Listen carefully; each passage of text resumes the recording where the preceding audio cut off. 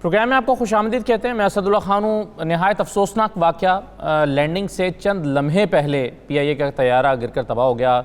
Karachi airport के साथ मुत्तसिल जो कॉलोनी है, मॉडल कॉलोनी, वहाँ पर यह वाक़या पेश आया। आप जानते हैं कि खुशकिस्मती से अभी तक 2 सर्वाइवर्स जो हैं वो कंफर्म हुए हैं। इन दोनों की इत्तला आने के बाद ये तवक्को की जा रही है और उम्मीद की जा रही है कि अल्लाह करे कि और मज़ीद लोग भी ऐसे हों जो सर्वाइव कर गए हों, जिन्होंने जो ज़िंदा हों और उनको ट्रीटमेंट किया जा रहा हो। लेकिन अभी तक हमारे पास मुसद्दिका ख़बरें मौजूद नहीं हैं। अगरचे बहुत से ज़ख्मियों को मुंतकिल तो किया गया है अस्पतालों में, लेकिन ये कंफर्म नहीं है कि ये ज़ख्मी वो हैं जो वहाँ पर मकानों में मुकीम थे या उस कॉलोनी में मौजूद थे और तैयारा गिरने के बाद ज़ख्मी हो गए हैं, या वो मुसाफिर थे और जहाज़ में सवार थे। तो ये अभी हतमी तौर पर नहीं कहा जा सकता, लेकिन इब्तदाई तौर पर इस पर जो गुफ्तगू की जा सकती है, जो अंदाज़ा किया जा सकता है कि जो ख़बरें जो विजुअल्स हमारे पास पहुँचे या जो तस्वीर हम तक पहुंची हैं, उसके नतीजे में हम जो माहिरीन हैं हवाबाजी के, सिविल एविएशन से जिनका ताल्लुक़ रहा है या PIA के साथ जिनका ताल्लुक़ रहा है, उनसे हम ये ज़रूर जानने की कोशिश कर सकते हैं कि क्या हुआ होगा अगर तैयारे के दोनों इंजनों में आग लगी है। तो क्या ये रेयर होता है? क्योंकि आमतौर पर एक इंजन ख़राब होता है तो दूसरे इंजन के साथ एक इंजन को बाकायदा टर्न ऑफ करके बाकायदा लैंडिंग की जा सकती है, और अगर लैंडिंग गियर नहीं खुल रहे और इंजन ठीक है, जैसे कि इब्तिदा में खबर आई कि लैंडिंग गियर जो है वो काम नहीं कर रहे, तो ऐसी सूरत में भी फोम बिछाकर या कुछ हिफाजती तदाबीर इख्तियार करके लैंडिंग की जा सकती है। उसमें कुछ लोग ज़ख्मी तो हो सकते हैं, लेकिन बहरहाल बड़े हादसे से बचा जा सकता है। तो ऐसी सूरत में क्या हुआ है कि जब दोनों जो इंजन हैं उसमें आग लगी है, ज़ाहिर है पायलट हेल्पलेस हो जाता है, और कहा जा रहा है कि अगर 20-30 सेकेंड तक मज़ीद ये जहाज़ उड़ता तो एयरपोर्ट की हदूद में चला जाता, आबादी से बाहर निकल जाता, यानी इतना करीब था एयरपोर्ट के। इस पर हम माहिरीन से बात करेंगे, लेकिन सबसे पहले मैं माहिरीन का तारुफ तो आपसे बाद में कराता हूँ। सबसे पहले हमारे रिपोर्टर वकास बाकिर साहब वहाँ पर मौजूद हैं जो जाए वकुआ से रिपोर्ट कर रहे हैं। वकास बाकिर, अभी जो थोड़ी देर पहले खबर आई कि एक और सर्वाइवर मौजूद है मोहम्मद ज़ुबैर, जिनसे सईद गनी साहब ने मुलाकात भी की है, पंजाब बैंक के सदर के बाद दूसरे ये सर्वाइवर हैं। इससे ये उम्मीद पैदा हुई है कि और भी लोग हो सकते हैं जो बच गए होंगे, जिनके घर वालों की एक उम्मीद बंदी है, जिनके प्यारों की एक उम्मीद बंदी है कि वो शायद सर्वाइव कर गए होंगे। ये खबरें अभी कंफर्म तो नहीं हो रही, लेकिन वहाँ पर जब आप जाए वकुआ पर मौजूद हैं तो कुछ हिस्से ऐसे हैं जहाँ पर ऐसे लोग गिरे हैं जो आग की जद में नहीं आए, जो आग की हद से बाहर आकर उनकी वो गिरे हैं और वो मुमकिन तौर पर ज़ख्मी हो सकते हैं। तो इस वक्त जाए वकुआ की फील क्या है, क्या और फिर जो रेस्क्यू ऑपरेशन है क्या वो मुकम्मल हो गया है? देखिए, अगर सिर्फ जाए वकूअ और इस आज की इस अफसोसनाक सानहे की बात की जाए तो जो सूरत हाल है, 2 अल्लाह का शुक्र है लोग जो है वो जिंदा बच निकले हैं, और यकीनी तौर पर हमारी दुआएं भी साथ हैं और उनके प्यारे भी यही चाहते हैं कि किसी न किसी तरह से ये खबर उन तक पहुंचे कि उनके तमाम के तमाम जो प्यारे इस जहाज़ में सवार थे या जो इन आबादी में मुकीम थे वो सब के सब अल्लाह करे जिंदा हों। लेकिन हकीकी सूरत हाल इस वक्त ये है कि अब तक जो ईदी छिप और दीगर रज़ाकार तंजीमों ने 35 नाशों जो कराची के मुख्तलिफ अस्पतालों में पहुँचाई हैं। और अगर हम जाए हादसा की बात करें तो जहाँ पर जहाज़ गिरा था वो बड़ी गुंजान आबाद इलाका है, तंग गलियां हैं। जिस तरह जहाज गिरा था ये भी एक तरह से खुशकिस्मती कही है कि जो आबादी पर बड़े हिस्से पर जहाज जिस अंदाज में गिरा है उस अंदाज में जो है वो अगर जहाज उसके अलावा उसके मुखालिफ सिमत में गिरता तो यकीनन 10-12 घर और जो उसके कुर्ब जवार के थे वो भी लपेट में आते। लेकिन जो अगर आप बात करें जो तैयारे में सवार मुसाफिरों की, तो अभी कुछ कहना कबल वक्त होगा। हमारी दुआएं तमाम मुसाफिरों और उनके अहले खाना के साथ हैं, लेकिन हकीकी सूरत हाल यह है कि बेशतर अफराद की जो है वो हालत तशवीशनाक है, नाजुक है। जो जिस तरह जहाज का ये हादसा हुआ, जिस तरह जहाज में हमने आग लगी हुई देखी, हम यहाँ पर सबसे पहले हादसे की जगह पर, सानहे की जगह पर पहुंचे थे जब यहाँ पर रेस्क्यू एहलकार भी नहीं पहुंचे थे, सिर्फ रेंजर्स के 2 एहलकार थे और चंद पुलिस वाले यहाँ पर मौजूद थे। अच्छा वकास साहब, ये बताएं कि जिन घरों पर ये जहाज गिरा है उन यानी कि जो जहाज में सवार नहीं थे उनकी शहादतों की जो है वो कोई फिगर हमारे सामने आई है कि कितने लोग जो मकानों में थे या उन गलियों में मौजूद थे जिन पर जो जहाज गिरने की वजह से जख्मी या जाँ बहक हुए, उनके बारे में हतमी तौर पर कुछ मालूम है हमें? देखिए, जो चीज़ मैंने यहाँ पर खुद रिपोर्ट की है, जो खुद देखी है, वो ये है कि जिन जहाज़ गिरने के वाक़े से जहाज़ जिन मकानात को लगा, उन 4 मकानात से मैंने देखा कि रेस्क्यू एहलकारों ने, रेंजर्स एहलकारों ने 15 से 20 अफराद को, जिनमें खासतौर पर शीरख्वार बच्चे, मासूम बच्चे, खवातीन। अच्छा वकास, आप हमारे साथ रहिएगा। वकास साहब, मैं कुछ और से जानना चाह रहा था, एक छोटा सा ब्रेक ले लें, हम ब्रेक के बाद वापस आते हैं तो इस पर मजीद बात करते हैं। माहिरीन भी हमारे साथ मौजूद होंगे, हमारे साथ रहिए।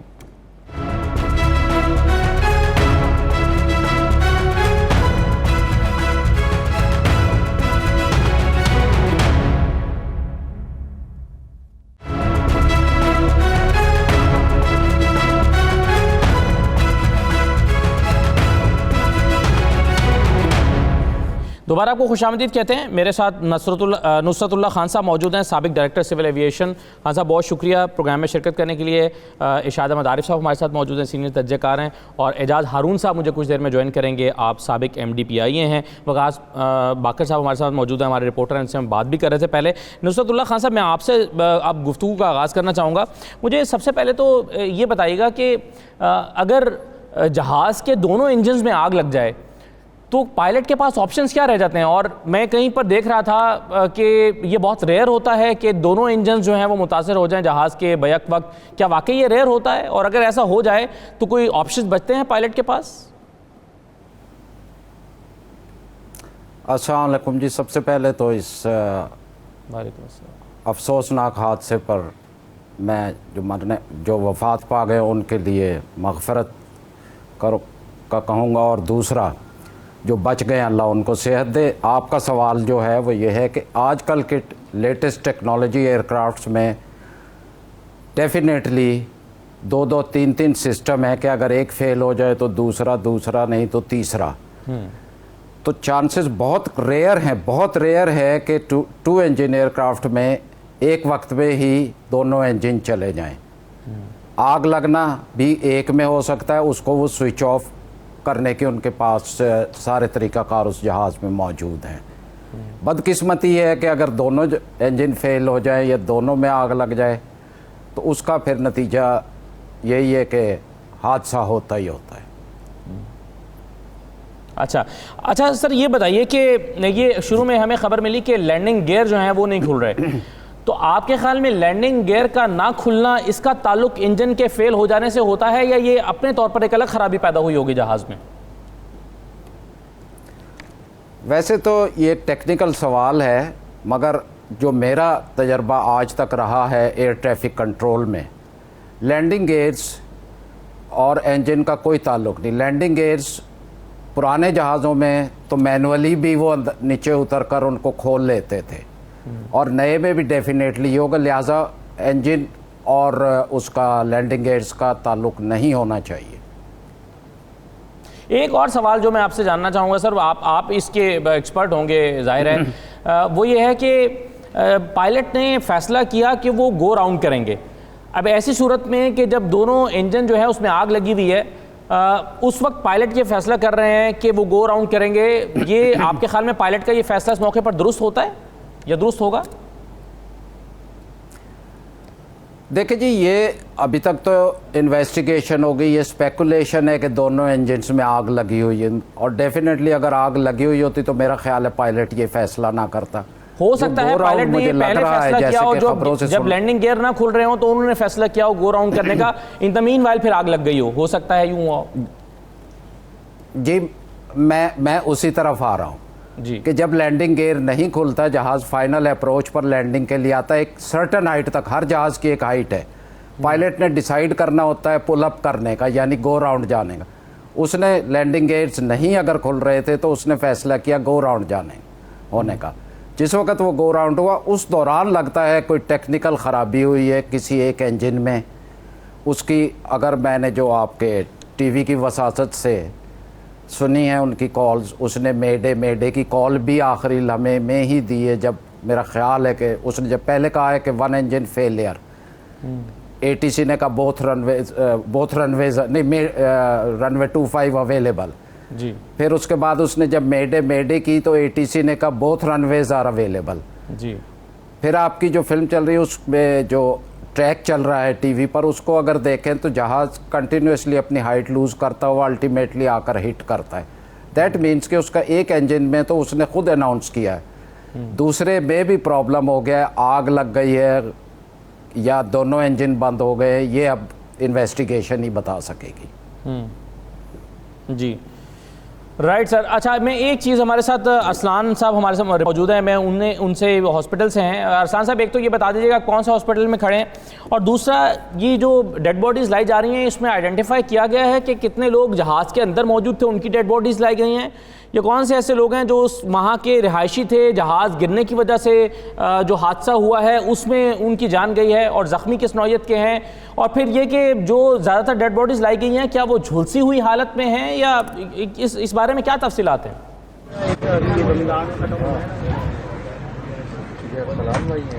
जी बिल्कुल, देखिए मैं इस वक्त मौजूद हूँ जिन्ना अस्पताल के अंदर। कराची में एक अफसोसनाक वाक़या पेश आया जिसके नतीजे के अंदर इस वक्त तक जो है वो जिन्ना अस्पताल और सिविल अस्पताल में मजमूई तौर पे जो है वो 50 से ज़ायद जो है वो डेड बॉडीज़ लाई जा चुकी हैं, जबकि 6 अफराद जो है वो यहाँ पर जो है उनको इलाज किया जा रहा है। जब सीमी जमाली से जब हमारी बात हुई, सीमी जमाली से मीडिया टॉक भी उन्होंने की, तो उनका ये कहना था कि अब तक जो है वो शनाख्त करना जो है वो मुश्किल है। बाकी जो मॉर्चरी के अंदर जो DNA टेस्ट भी किए जाएंगे और बाकी दीगर इन्वेस्टिगेशन भी की जाएगी। उनकी शनाख्त के लिए एक जो मरीज जो है वो CMH अस्पताल में जेर इलाज है, जबकि 6 अफराद जो है वो जिन्ना अस्पताल के अंदर जेर इलाज है। तमाम तर कराची के सरकारी अस्पतालों के अंदर जो है वो इमरजेंसी नाफिज कर दी गई है, और जो है जल्द से जल्द जो है उनको तिब्बी इमदाद दी जा रही है, और सही से सही जो है वो तिब्बी इमदाद दी जा रही है ताकि जो है वो लोग जो है जो उनको जान बचाई जा सके।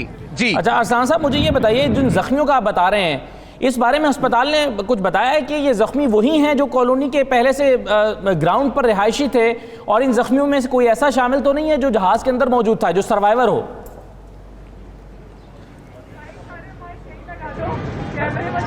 जी बिल्कुल, देखिए वज़ीर सेहत से जब हमारी यहाँ पे मीडिया टॉक पे बात हुई तो हमने उनसे ये सवाल किया, लेकिन उनका कहना था कि ये कहना कबल अज़ वक्त होगा, अभी जो है वो मरीज इलाज है, उनसे इन्वेस्टिगेशन नहीं की जा सकती। कुछ देर बाद जो है 9 से 10 बजे के बाद जो है वो ये उनको बता दिया, उनसे मालूम किया जाएगा कि आखिर वो कौन से लोग थे, वो जो जहाज में सवार लोग थे या वो रिहायशी लोग से। तमाम तर जख्मी अफराद को जो है वो जो है तिब्बी इमदाद दी जा रही है ताकि उनकी जान बचाई जा सके। राइट, अभी लग रहा है कि अस्पताल इंतजामिया और दीगर लोग भी थोड़ा मोहतात हैं, और इस बारे में उनकी पहली प्रायोरिटी ये है कि वो जो मरीज़ हैं उनके इलाज मुआवजे पर तवज्जो दे। ये बात बिल्कुल सही है। अरसलान साहब, मैं इरशाद साहब आपके पास आता हूँ, और मुझे ये बताइए कि आप अभी मुझे बता रहे थे कि आपका जो पायलट थे सज्जाद गुल साहब, उनके साथ रब्ता भी रहता था, वो आपको मैसेजेस भेजते रहते थे। क्या आप उनके बारे में क्या जानते हैं, क्या किस तरह से उनको याद करेंगे? देखिए, बहुत ही मुझे दुख है इनका मेरे साथ तारुफ हुआ। हम पेशावर में ठहरे हुए थे एक होटल में, तो वहाँ नाश्ते की मेज़ पर हमारे असलम तरीन साहब जो ग्रुप एडवाइज़र हैं, ये उनके दोस्त थे, ताल्लुक़दार थे, बल्कि बरखुरदार थे। तो वहाँ तारुफ हुआ और कई घंटे हम बैठे रहे, बड़ी अच्छी नशिस्त हुई। उसके बाद फिर ये सिलसिला चलता रहा, फ़ोन भी होता था, मैसेजेस भी भेजते थे। जो आखिरी मैसेज उनका मुझे मिला है वो मैं पढ़ के सुनाता हूँ, बड़ा दिलचस्प है। वो स्क्रीन पे भी दिखा रहे हैं वो मैसेज। वो कहते हैं, उसमें ये लिखा था, ज़िंदगी में अगर खुश रहना चाहते हैं तो एक छोटा सा उसूल अपना लीजिए, खोया इसका गम नहीं, जो पाया वो किसी से कम नहीं, जो नहीं है वो एक ख्वाब है, जो मिला है वो लाजवाब है। और ये आखिरी मैसेज भेजा ये मुझे जो आखिरी मैसेज आया है ये वो है। और आप बता रहे थे कि उनका लास्ट सीन जो है वो 12:30 बजे का है, आज का फ्राइडे है, 12:30 बजे का है। अब एक शाइस्ता आदमी और बहुत ही मजहबी रुझान का आदमी और पक्का मुसलमान और पक्का पाकिस्तानी, यानी हमारी जब भी गुफ्तगू हुई किसी न किसी कौमी इश्यूज़ पे वो मुझे फ़ोन कर लेते थे और कहते थे कि जी देखें क्या हो रहा है हमारे पाकिस्तान के हवाले से। तो लगता था कि एक अपराइट आदमी है, और वैसे भी बतौर पायलट भी उनकी बहुत अच्छी शोहरत थी। नुसरतुल्लाह साहब तो ज़रूर उनको जानते होंगे, मैंने तो बल्कि ये सुना था कि वो VIP पायलट हैं। तो ऐसे लोग और भी ज़ाहिर बात है जहाज़ में ऐसे लोग, इसमें हादसे में जो 2-3 चीज़ें बहुत ज़्यादा परेशान कौन है हमारे लिए।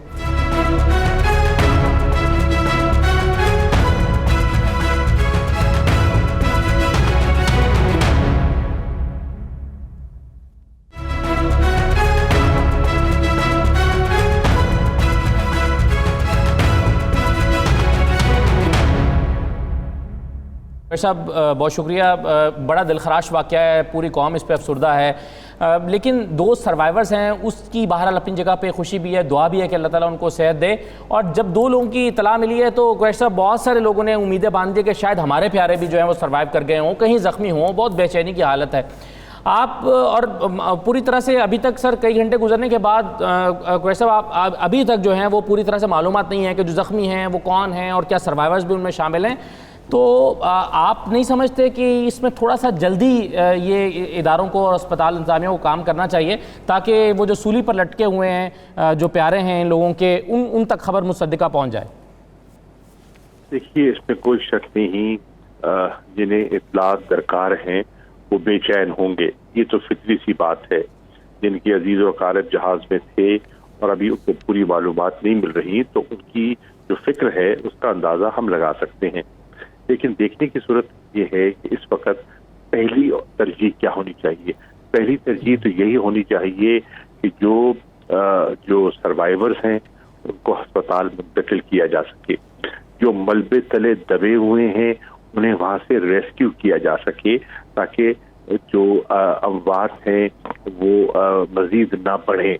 बहुत बड़ा वाकया हुआ है, बड़ा तकलीफ दे वाकया है। ईद के लिए लोग घर जा रहे थे, खुशियां समेटने जा रहे थे, और ये जो है हम देख रहे हैं जो सूरत हाल हमारे सामने है। जितने इदारे हैं वो अपने ताईं कोशिश कर रहे हैं, मुश्किलात जरूर हैं, तंग गलियां हैं और उन गलियों में रसाई की दिक्कत हो रही है, लेकिन जितने इदारे हैं वो कोशिश कर रहे हैं, मेहनत कर रहे हैं, और खुदा करे कि और ऐसी लोग मिल जाएं जो कि सरवाइव कर पाएं। लेकिन अभी कुछ कहना कबल वक्त है, और क्या सराइयां भी इस वक्त मैं समझता हूँ मुनासिब नहीं है जब तक कि ब्लैक बॉक्स दस्तयाब ना हो। सही सूरत हाल तब सामने आएगी जब ब्लैक बॉक्स मिल जाएगा। जी बिल्कुल ठीक है, बहुत शुक्रिया शाह महमूद कुरैशी साहब, आपने हमसे गुफ्तगू। नुसरतुल्लाह खान साहब, एक चीज़ मुझे और बताइए सर कि ये जहाज़ में आग लग जाती है आमतौर पर, इस तरह के हादसे में आज भी ऐसा ही हुआ। ऐसी सूरत में जो सर्वाइवर हैं हम देख रहे हैं कि वो आग से महफूज रहे। अब आपके ख्याल में ये किस तरह से मुमकिन हुआ होगा कि जहाज़ के एक हिस्से को आग लगी होगी, या जहाज़ टकराने के बाद कुछ लोग अलग गिर गए होंगे तो दूसरे हिस्से में आग लगी होगी? मतलब कुछ लोग हैं जो आग से महफूज रहे हैं, तो इससे क्या उम्मीद की जा सकती है कि मज़ीद लोग भी सर्वाइवर में शामिल हो सकते हैं? देखिए जी, बात यह है जिसको अल्लाह रखे उसको कोई नहीं रोक सकता। दुरुस्त। मगर आपका ये सवाल कि बच सकते हैं, अगर आप पुराने वाक़े में जाएं, कोई हमारे रियाद में एक इंसिडेंट हुआ था, बोइंग 720 था गालबन, वो तो बहुत ऊपर से गिरा था, उसमें सर्वाइवर काफ़ी थे। उसका सिस्टम ये था कि लगेज एक साइड पर चला जाता था और पैसेंजर एक साइड पर। मुझे एयर बस के बारे में ऑनेस्टली आइडिया नहीं है, मगर हर एयरक्राफ्ट में सिस्टम। दूसरा ये कि in case of fire in the aircraft, in the engine aircraft, उनके इनबिल्ट सिस्टम है आज की मॉडर्न टेक्नोलॉजी में कि वो रिएक्ट करते हैं उस आग को बुझाने के लिए। यहाँ तो ये लगता है कि दोनों इंजन पैक हुए हैं और aircraft went out of control of the pilot, और ये अफसोसनाक हादसा हो गया। Right sir. अच्छा, अब मुझे मैं वकास बाकर साहब, अब मुझे ये बताइए कि इस वक्त क्या कह दिया गया है कि इमदादी सरगर्मियाँ मुकम्मल हैं या मज़ीद लोगों की तलाश जारी है? हमने देखा कुछ जो डेड बॉडीज़ हैं वो लोगों की घरों की छतों के ऊपर भी गिरी हैं, जिनको बाद में उतारा गया। अब ये कैसे हुआ? ये एक अलग हादसे में आमतौर पर इस तरह होता है कि इंसानी अकल तसव्वुर नहीं कर रही होती ये किस तरह से जहाज़ कहाँ गिरा है, डेड बॉडीज़ कहाँ गिरी हैं। तो इससे लगता तो ये है कि जहाज़ टूटा है टकराने के बाद, तो कुछ डेड बॉडीज़ जो हैं वो कुछ लोग छतों पे गिरे हैं और उनको छतों से उतारा गया है। तो क्या अब ये जो ऑपरेशन था ये मुकम्मल हो गया है या डेड बॉडीज़ की तलाश का काम अभी भी जारी है? जी, सबसे पहले तो इस हादसे, अफसोसनाक हादसे में जिन अफराद ने जाम शहादत नोश की है, उनके बुलंद दर्जात के लिए और उनके अहल खाना के लिए हम दुआ करते हैं। और साथ साथ आज उन तमाम रेस्क्यू इदारों के एहलकार, पाक फौज के जवान, रेंजर्स, पुलिस, फायर ब्रिगेड के जवान, सिविल एविएशन के एहलकार, उन तमाम रेस्क्यू एहलकारों को जो यहाँ पर काम कर रहे थे, उनको सलाम को उन्होंने इंतहाई मुश्किल हालात में, मौसम की सख्ती थी, काम में दुश्वारी थी, लोगों का रश था, लेकिन उन्होंने यहाँ पर कोशिश की और रेस्क्यू ऑपरेशन इस वक्त भी जारी है। अगर रेस्क्यू ऑपरेशन की बात की जाए तो रेस्क्यू ऑपरेशन इस वक्त भी जारी है, जब ऐन अफ्तार के वक्त लोग जो है जब अपने अफ्तार की तैयारियां कर रहे थे, कोई घरों में और कोई कहीं पर थे। लेकिन यहाँ पर कराची में जहाँ क़यामत सुगरा का मंजर था, जहाज गिरने का वाक़या हुआ था, आबादी में जहाज गिरा है, लेकिन यहाँ पर जो अहले इलाका है, पुलिस और रेंजर्स के जवान और रेस्क्यू इदारों के एहलकार है, वो उसी तरह ऑपरेशन के में काम कर रहे थे। और ख़ास तौर पर वो फिर यहाँ पर जज्बे खिदमत भी एक देखने को मिला कि लोग जो है वो अफ्तारी के लिए यहाँ पर सामान लेके आए, लोगों की रोज़ा को अफ्तार के लिए इंतजाम करते रहे। ये तो एक रुख था। अगर हम बात करें आज के सानहे की और जहाज के इस वाक़े की, जिस तरह इरशाद आरिफ साहब ने जिक्र किया, इस बात को नज़रअंदाज नहीं किया जा सकता कि यहाँ पर जिस जगह पर जहाज गिरा है, यहाँ से सिर्फ चंद सेकंड के फासले पर ही एयरपोर्ट की हुदूद थी। ये जहाज जो है, अगर इसमें जो और जिस अंदाज में जहाज गिरा है, अगर जहाज ये पायलट की इसमें यकीनी तौर पर ये माहिरीन ज़्यादा बेहतर अंदाज में बता सकेंगे, लेकिन जितना कुछ हमने जाए हादसा पर देखा है और जिस तरह ऐनी शाहिदीन से हमने सुना है और जो यहाँ पर जो मलबा जो हमने खुद अपनी आंखों से देखा, उसके मुताबिक अगर देखें तो जो पायलट है उसने हत्तल इम्कान कोशिश की कि आबादी के बड़े हिस्से को बचाए और जो उनकी तकनीकी महारत थी, जो उस वक्त ऐन मौके पर वो कुछ कर सकते थे, उन्होंने किया। बहुत बड़ी आबादी का ये हिस्सा जो इस जहाज गिरने के वाक़े से महफूज रहा। अब रही बात कि जहाज किस अंदाज में गिरा और सिर्फ चंद ही घरों को इस इलाके की जो इस आबादी की जिन्ना टाउन की आबादी थी उसको नुकसान पहुंचा, यहाँ पर ये थी। अब जो जहाज हम अब तक की जो इत्तलात हैं, जो जहाज में सवार थे अफराद थे, उनमें से बेशतर की नाशें सिविल अस्पताल और जिन्ना अस्पताल लाई गई हैं और उनके जो DNA टेस्ट के लिए सैंपल लिए जाएंगे। उनके अहल खाना जिन मुसाफिरों के सवार थे, PIA और सिविल एविएशन ने एक हेल्प डेस्क कायम की है। अब से कुछ देर पहले PIA के सरबराह ने भी यहाँ का दौरा किया था और जो रेस्क्यू ऑपरेशन हो रहा है उसका भी जायजा लिया। और जो वकास साहब, क्या कोई ऐसे घर भी हैं जहाँ जो अब रहने के काबिल नहीं रहे और अगर नहीं भी कोलैप्स हुए मुकम्मल तौर पर तो भी शायद यहाँ के मकीन आज रात इसमें नहीं गुजार सकेंगे, तो क्या वो अपने रिश्तेदारों के यहाँ मुंतकिल हो रहे हैं? हुकूमत उनके लिए कुछ इंतजाम कर रही है? क्या हो रहा है?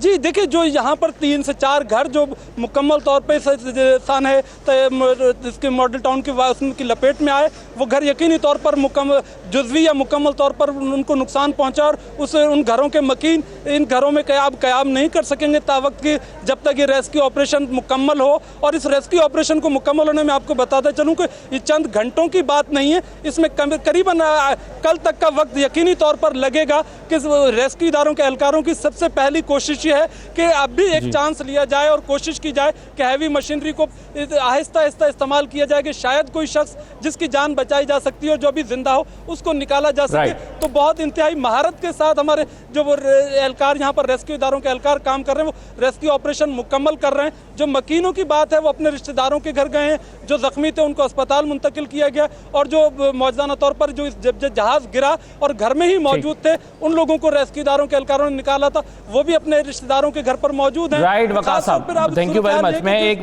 छोटा सा ले लूँ, मुख्तसर सा ब्रेक ले लूँ, जरा ब्रेक के बाद वापस आते हैं तो इसके मजीद पहलुओं पर बात करते हैं। हमारे साथ रहिए।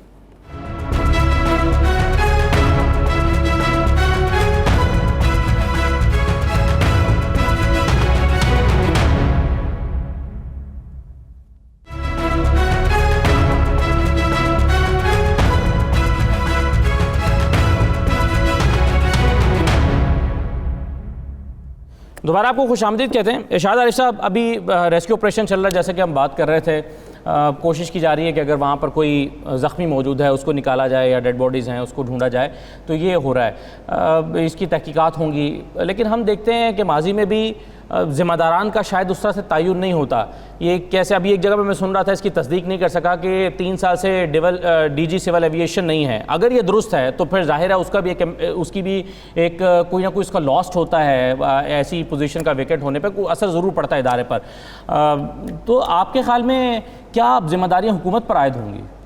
देखिए ये बात तो कही जाती है, होता यूँ है कि तहकीकात का आगाज़ होता है या हुकूमत तब्दील हो जाती है या वो इदारों के सरबराह तब्दील हो जाते हैं और फिर असर रसूख भी काम करता है। एयर ब्लू का जो हादसा हुआ था जिसमें बहुत ज़्यादा कैजुअल्टीज़ हुई थी, उसका आपको याद है कि पिछले साल डेढ़ साल पहले जाके भी लोगों की शिकायत आई थी कि उनको मुआवजे भी नहीं मिले और वो रिपोर्ट जो थी हतमी वो भी उस वक्त ही आई थी।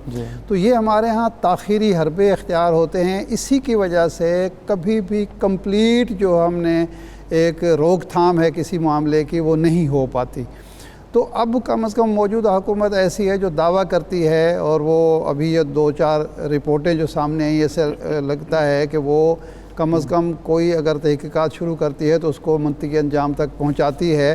तो अब भी कम से कम वो काम नहीं होंगे। इसमें ज़ाहिर बात है, इसमें कोई शक ही नहीं है कि कहीं ना कहीं नेगलिजेंस मौजूद है, ये सिर्फ हादसा नहीं है।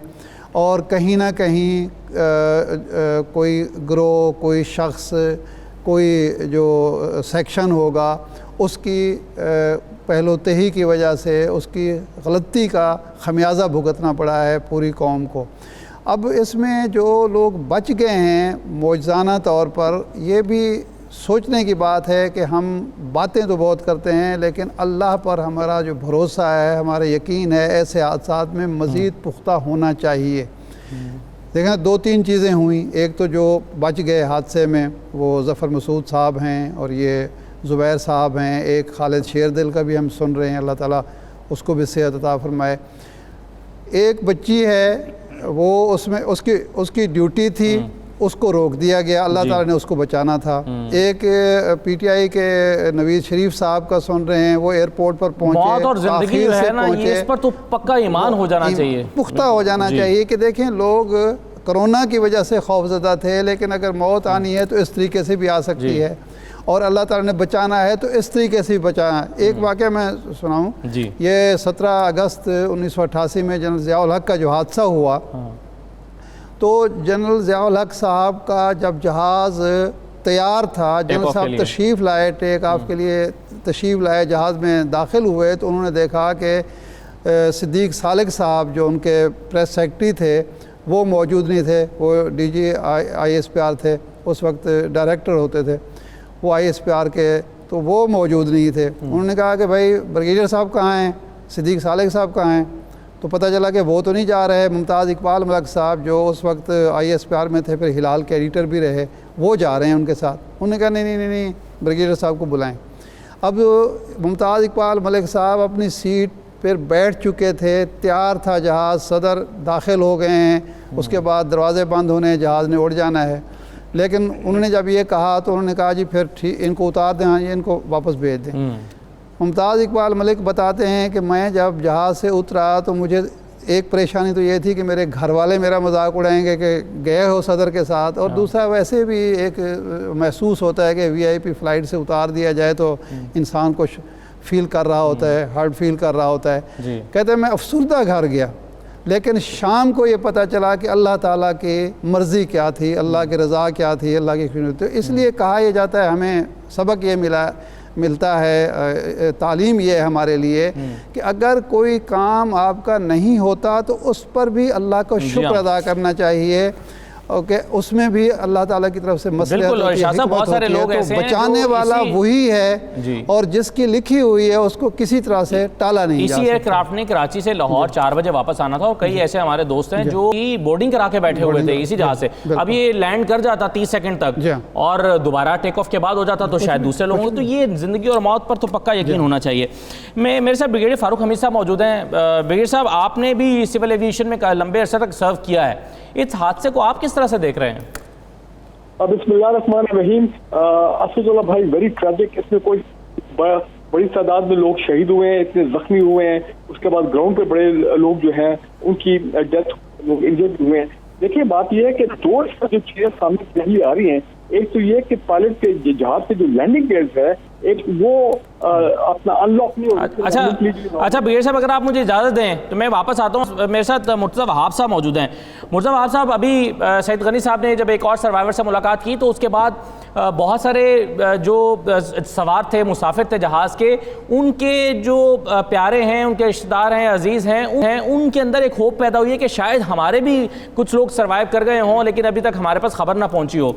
आप कुछ कंफर्म कर सकते हैं कि वो लोग जो जल गए हैं या जिनकी डेड बॉडीज़ की शनाख्त नहीं हो रही, उनके अलावा बाकी लोग जो हैं उनकी कुछ तफसीलात जारी की जा सकें? क्या यह मुमकिन हो पाएगा जल्द कुछ देर में? अफसर साहब, जैसी कोई कंफर्म खबर हमारे पास आती है वो मीडिया के साथ शेयर कर लेते हैं।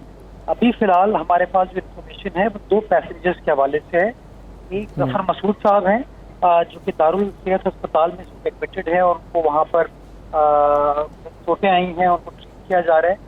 और दूसरे पेशेंट हैं जुबैर, जिनको बर्न सेंटर सिविल हॉस्पिटल के अंदर ट्रीट किया जा रहा है। तो अभी फिलहाल मैं इन 2 पैसेंजर्स के हवाले से आपको कंफर्म कर सकता हूँ कि इनके ऊपर अल्लाह ताला ने बड़ा करम किया और बड़ा मौजज़ा है कि दोनों जहाज में होने के बावजूद सरवाइव कर गए। जैसे ही मजीद कोई इत्तला किसी और शख्स के बारे में आती है, जैसी वो कंफर्म होती है। अच्छा मुर्तज़ा वहाब साहब, क्या कुछ ऐसे लोगों के बारे में आप कंफर्म कर सकते हैं जो जहाज़ में सवार थे, जो जाँ बहक हो गए, शहीद हो गए और उनकी डेड बॉडीज जो है वो काबिल शनाख्त हैं? उनकी तफसीलात आप जारी कर सकते हैं, जितने लोग हैं? जी, अभी असद 19 ऐसे लोग हैं जिनकी आइडेंटिफिकेशन हो गई है। वो तफसीलात अब से कुछ देर में इशू कर दी जाएगी। Right sir, thank you very much Murtaza साहब। जी ब्रिगेड साहब, प्लीज गो अहेड। मैं ये कह रहा था कि इसके 2 प्रॉब्लम सामने आए इमरजेंसी। एक तो लैंडिंग गेयर जो है वो अनलॉक हो रही थी लैंडिंग से पहले, और जो एक इसकी कॉन्वर्सेशन भी रही, और दूसरा एक एकदम जो एब्रप्ट इंजन फेलियर हुआ।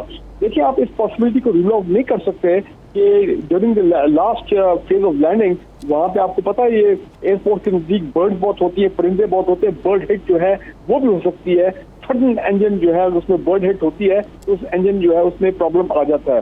तो ये इस पॉसिबिलिटी को रूल आउट नहीं कर सकते। दूसरी इंपॉर्टेंट चीज ये है कि इस तैयारे का जो ब्लैक बॉक्स है वो अब सिविल एविएशन की टीम जो है वो उनकी कोशिश होगी उसको रिकवर करें जल्द अज जल्द, ताकि उस ब्लैक बॉक्स से उनको पता लगेगा कि विद इन दी कॉकपिट क्या आपस में बातचीत हो रही थी पायलट को पायलट की, और एग्जैक्ट क्या ट्रांसमिशन और बातचीत हो रही थी विद एयर ट्रैफिक कंट्रोल, वो उन्हें मदद मिलेगी।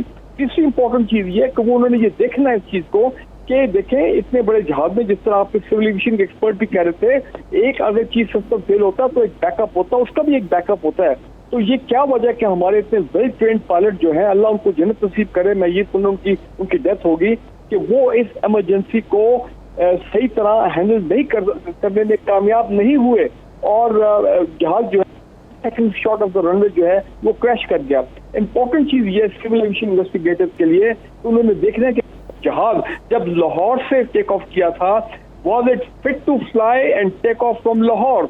उन्होंने देखना होगा कि इसमें क्या क्या मेंटेनेंस वर्क हुआ, कहीं पे कोई चक्कर भी चल रहे हैं कि जहाज में इंजन में शायद कोई प्रॉब्लम आया था, ये लैंडिंग गियर में प्रॉब्लम था बिफोर टेक ऑफ, जो कि रेक्टिफाई किया गया था।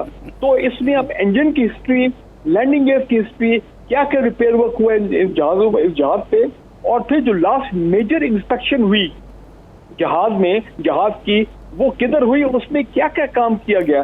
तो देखें, और एक और चीज मैं आपको बता दूं, याद रखें, पायलट एरर, मेंटेनेंस एरर या टेक्निकल एरर, वेदर की वजह से प्रॉब्लम, और चौथा सैबोटाज, हमेशा इस एस्पेक्ट को भी रूल आउट किया जाता है या उसको कंसिडर किया जाता है जब कभी भी इस किस्म का हाई लेवल एयरक्राफ्ट इन्वेस्टिगेशन हो। और ये हमारे सिविल एविएशन के भाई जो आपके साथ बैठे हैं उसको कंफर्म करेंगे कि ये चारों बड़े इंपॉर्टेंट फैक्टर्स हैं जिस पे इन्होंने फोकस करना है। लेकिन जो सैबोटाज की बात कर रहे हैं आप सर, उसके इम्कान थोड़े कम दिखाई नहीं देते? जब हम पायलट की बात सुनते हैं तो उन्होंने आखिरी जो है वो कह रहे हैं कि आई हैव लॉस्ट इंजन्स, मैं इंजन फेल हो गया है, वो बता रहे हैं कि इंजन में खराबी पैदा हुई है। जाहिर है पायलट को तो ये पता चल गया, वरना वो कोई और सिग्नल भी दे सकते थे। तो ये वैसे तो इन्वेस्टिगेशन होगी तो तमाम चीज़ों पर बात होगी, लेकिन बहरहाल इसका इम्कान कम दिखाई देता है। जी, वो आपकी बात सही है, लेकिन सिविल एविएशन की इन्वेस्टिगेशन टीम ने अकॉर्डिंग टू द बुक जाना है, उन्होंने हाँ जाहिर है प्रोटोकॉल है उनका, चीज को उन्होंने रूल आउट करना है। जी बिल्कुल सही है, बिल्कुल सही है। मरतबा हमने देखा है अपने 30 साल के एविएशन के इंजीनियरिंग के तजुर्बे में,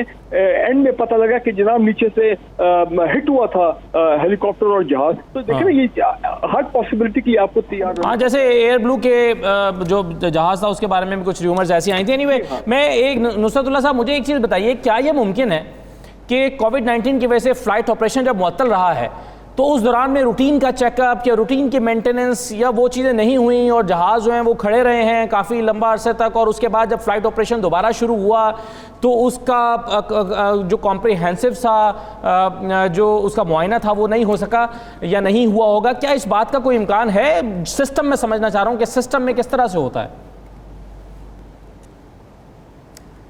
इस बात का इम्कान कम है, क्योंकि सिविल एविएशन का एक एयरवर्दीनेस ब्रांच है, फिर फ्लाइट सेफ्टी ब्रांच है, पीआईए की अपनी इंजीनियरिंग है, एयरक्राफ्ट को हर स्टेज पर सर्टिफिकेट ऑफ फिटनेस देना पड़ता है।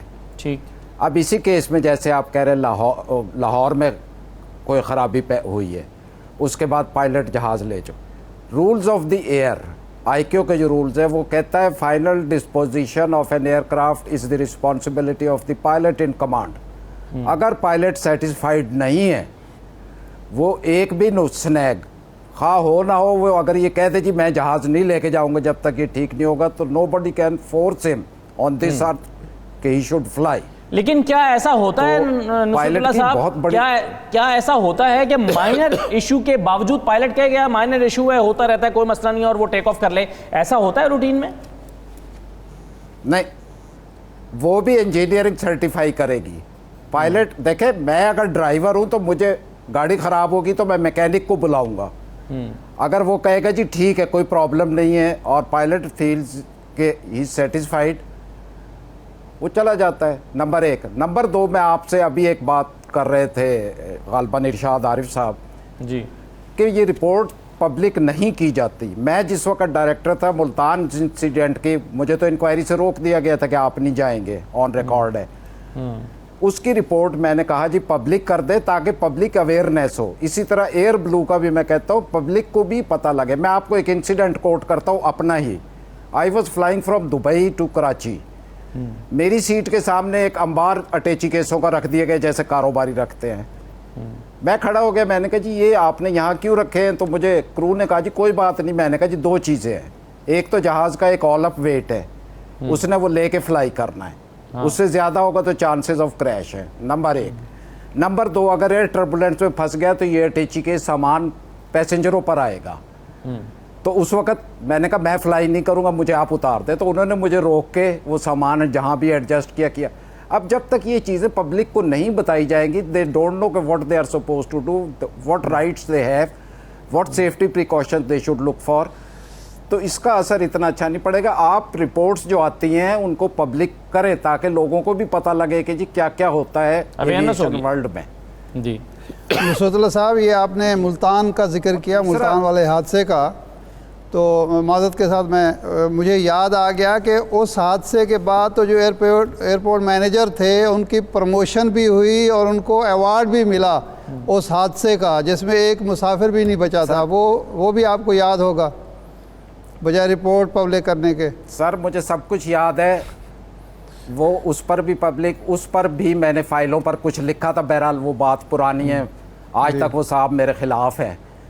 अभी रिटायर हुए मुझे 10-12 साल हो गए, नाम लेकर वो बोलते हैं। और खैर छोड़े, पुरानी बात है। बट मैं आज दूसरा ये है कि गवर्नमेंट की रिस्पॉन्सिबिलिटी है, इट्स नॉट सिविल एविएशन।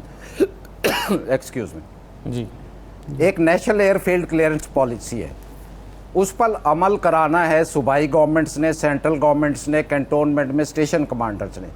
यानी कि एयरपोर्ट से कितने फासले पर घर बन सकते हैं, कितने फासले पर किस हाइट की बिल्डिंग बनेगी। अमूमन मेरे वक्त तक मुझे याद है हम लिखते रहते थे ख़त, मगर उस पर लिफ्ट नहीं कराई जाती थी। ये जब हादसे होते हैं तो ये छोटी छोटी चीज़ें बड़ा काउंट करती हैं, और इस पर आपके इंश्योरेंस कंपनीज भी कल को शुरू हो जाए। हमारे यहाँ तो खैर ये सिस्टम नहीं, वर्ल्ड ओवर तो जो इंश्योरेंस कंपनीज करती हैं वो कहते हैं जी आपके सिस्टम ही ठीक नहीं थे, तो आप किस तरह ले रहे हैं हमसे। जी, तो ये छोटी छोटी चीज़ें ज़रूरी हैं। ठीक है, बहुत शुक्रिया नुसरतुल्लाह खान, शुक्रिया आपका इरशाद अहमद आरिफ साहब, ब्रिगेडियर फारूक हमीद साहब, वकास बाकर हमारे साथ मौजूद थे, अरसलान ने भी हमें अपडेट किया। तमाम मेहमानों का बहुत शुक्रिया। बहुत अफसोसनाक वाक़या है, लेकिन हमने इस प्रोग्राम में भी जो ज़िम्मेदारान हैं, जो हुकूमत के लोग हैं, उनसे दरख्वास्त यही की है कि कोशिश करें कि जल्द से जल्द वो लोग जो आइडेंटिफाई हो गए हैं, जिनकी शनाख्त हो गई है, उनके नाम जारी कर दिए जाएँ, ताकि कम अज़ कम वो लोग जो बेचैनी का शिकार हैं, वो लवाहिकीन जो हस्पताल के बाहर जमा हैं, जो जाए वक़ुआ पर जमा हैं, उनकी बेचैनी को किसी हद तक कम किया जा सके। जो ज़ख्मी हैं अल्लाह ताला उन्हें जल्द सेहत याब करे, और जो शहीद हो गए हैं अल्लाह ताला उनकी मग़फ़रत करे। मुझे इस प्रोग्राम से इजाज़त दीजिए। अल्लाह हाफ़िज़।